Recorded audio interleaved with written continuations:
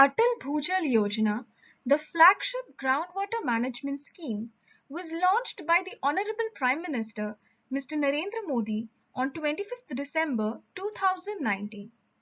The following presentation gives an overview of the program and briefly explains the guidelines, the institutional structure, processes, inclusions and exclusions which will be used for implementing the program in the selected states.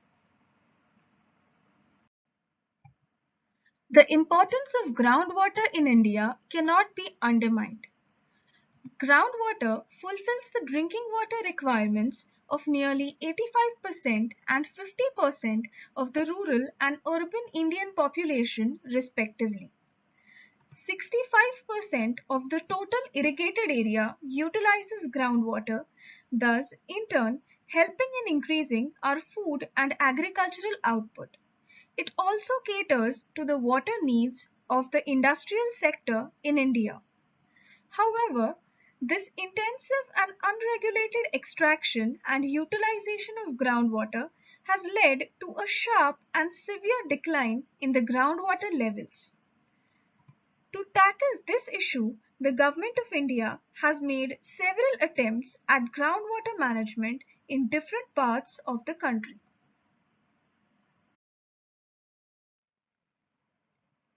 Atal Bhujal Yojana is one such consolidated attempt from the central government that aims at improving the management of groundwater resources in selected water-stressed areas in the 7 states of Gujarat, Haryana, Karnataka, Madhya Pradesh, Maharashtra, Rajasthan and Uttar Pradesh through community-led sustainable groundwater management practices. It is the first scheme of its kind that involves enactment of community-based planning, monitoring, sharing and use of groundwater data and practices to demystify the complex science of groundwater management.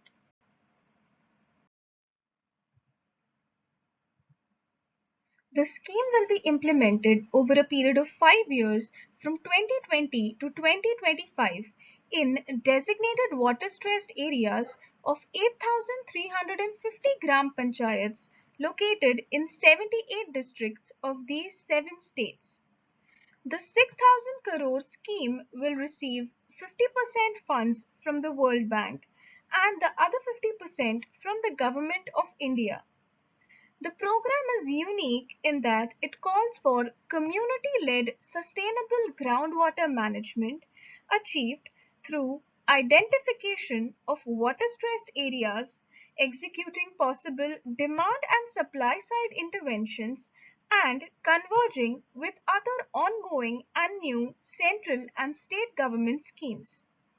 Atal Bhujal Yojana will be financed under a new lending instrument P4R, Program for Results, wherein the World Bank will disburse funds to the Government of India only on attainment of some pre-agreed results.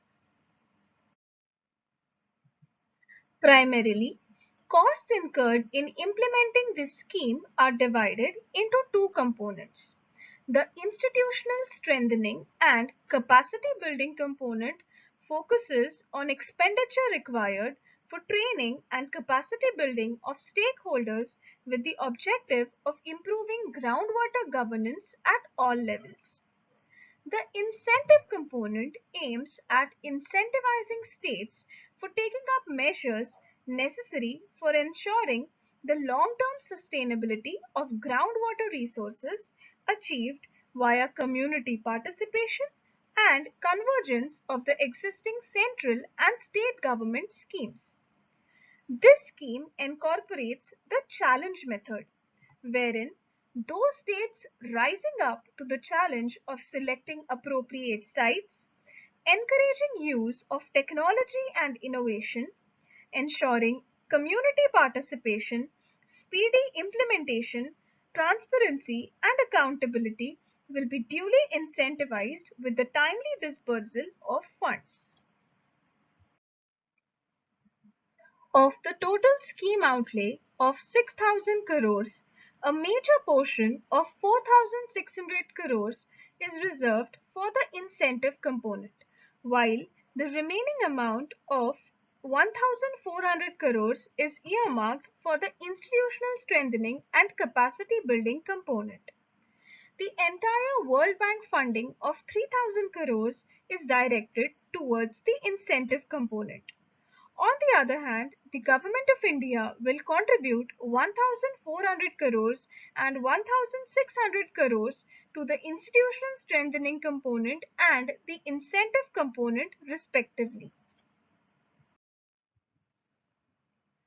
Disbursement linked indicators are those predetermined result indicators based on achievement of which funds will be released by the World Bank.